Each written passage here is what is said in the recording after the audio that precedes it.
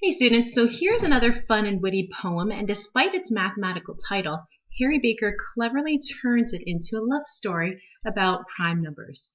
Remember, Harry Baker is a mathematician, so he specifically decided to write a poem about prime numbers because they are different. Prime numbers are values that can only be divided by 1 and itself. So to break the plot down, it's a story about the number 59 who idealizes this relationship that he has with the girl next door, which is the number 60.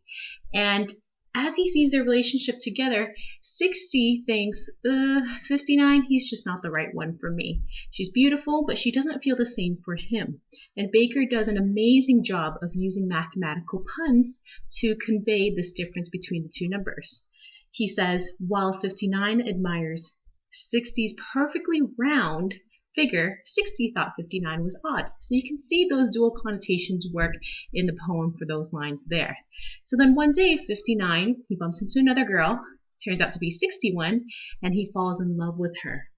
And again, Baker reiterates this relationship where you have to find your own uniqueness, embrace that difference, and that's where you can find true happiness. And that's kind of similar to that previous poem that you just listened to about the Sunshine Kid.